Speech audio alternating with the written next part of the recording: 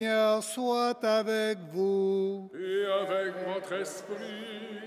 Évangile de Jésus-Christ selon saint Jean. Gloire à toi, Seigneur.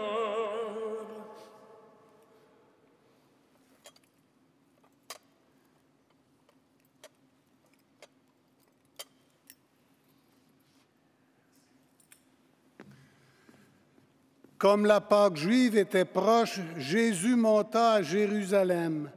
Dans le temple, il trouva installés les marchands de bœufs, de brebis et de colombes, et les changeurs. Il fit un fouet avec des cordes et les chassa tous du temple, ainsi que les brebis et les bœufs.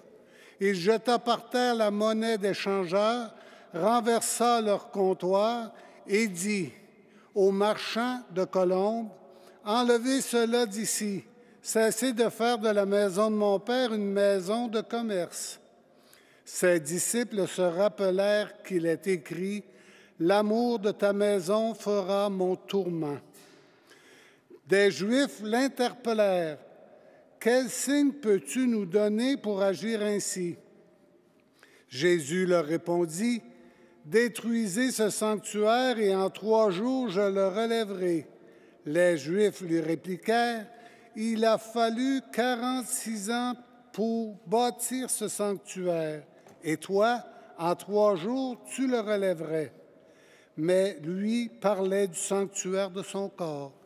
Ainsi, quand il se réveilla d'entre les morts, ses disciples se rappelèrent qu'il avait dit cela. Ils crurent à l'Écriture et à la parole que Jésus avait dite. Pendant qu'il était à Jérusalem pour la fête de la Pâque, beaucoup crurent en son nom, à la vue des signes qu'il accomplissait. Jésus, lui, ne se fiait pas à eux, parce qu'il les connaissait tous et n'avait besoin d'aucun témoignage sur l'homme. Lui-même, en effet, connaissait ce qu'il y a dans l'homme. Acclamons la parole de Dieu. Louange à toi, Seigneur Jésus.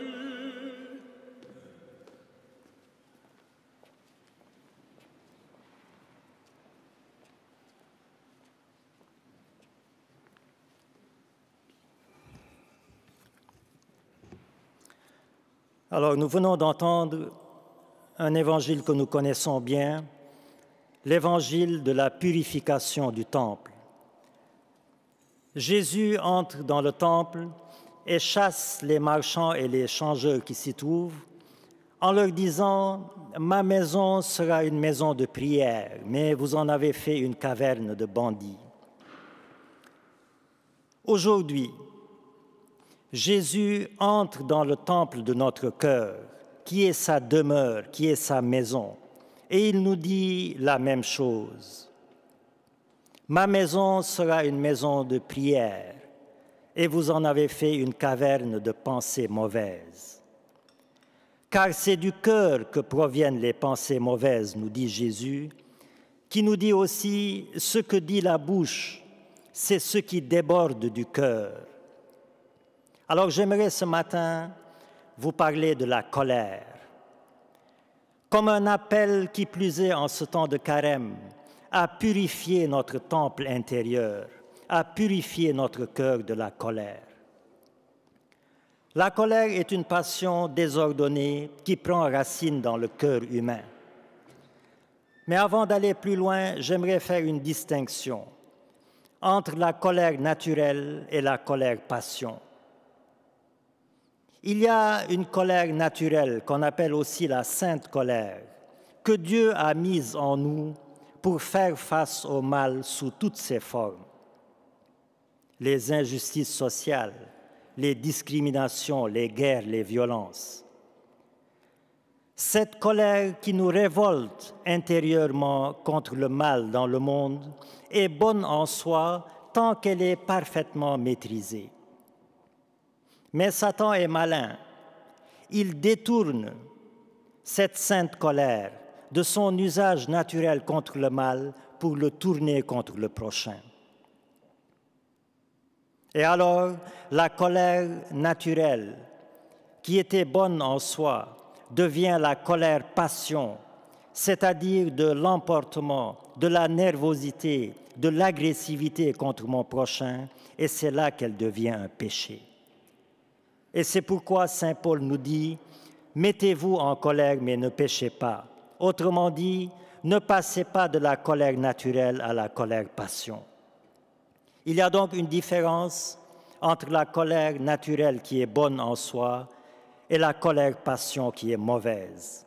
Alors, dans la suite de ce que je vais vous dire, chaque fois que je parle de colère, je parle bien sûr de la mauvaise colère, de la colère-passion. Alors, frères et sœurs, qui d'entre nous n'a pas connu la colère, ou en tout cas des personnes coléreuses dans son entourage? La colère est un poison qui détruit les familles, qui détruit les couples, les amitiés et surtout qui me détruit moi-même. En pensant que la colère agresse les autres, j'oublie qu'elle m'agresse d'abord à moi-même. J'oublie que le feu de la colère que je déverse à l'extérieur est d'abord un feu qui m'a brûlé et qui me brûle moi-même. Alors sortir de la colère, ce n'est pas seulement épargner les autres, c'est d'abord s'épargner soi-même. La colère est quelque part une conséquence de l'ignorance. Je me mets en colère quand je n'ai pas d'autre solution, quand je ne connais pas d'autre solution que la colère. Quand la personne douce arrive à régler un problème par la patience, par l'amour, par le dialogue, par la prière, etc., la personne coléreuse, face à toute cette panoplie, face à cette palette de solutions, n'en connaît qu'une seule, la colère. La colère est donc un signe de manque de sagesse et d'étroitesse d'esprit. La colère est aussi une conséquence de l'amour propre, de l'égoïsme et de l'orgueil.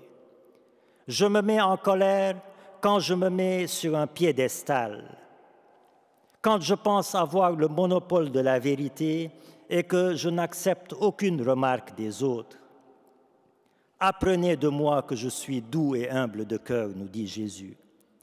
La colère est donc aussi un signe de manque d'humilité. Il y a des gens qui disent « Moi, je suis très coléreux, mais j'ai un bon cœur ». C'est une manière habile de refuser de s'amender. C'est un prétexte habile pour refuser de changer de caractère. Car comme un bon arbre ne produit pas de mauvais fruits, un bon cœur ne produit pas de mauvaises paroles.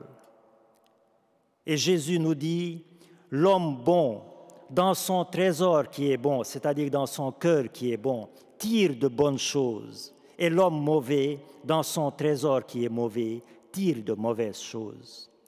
Alors, colère et bon cœur ne font pas bon ménage. Il y a aussi des gens qui, sous prétexte de dire la vérité, disent la vérité avec des mots agressifs, blessants, vulgaires, vexants.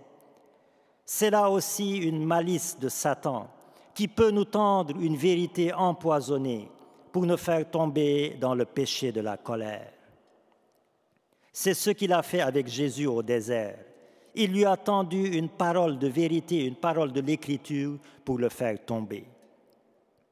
Le fait de dire la vérité n'est pas un prétexte pour la dire n'importe comment, car la vérité qui entraîne à la colère est une vérité empoisonnée, tendue par le malin pour diviser.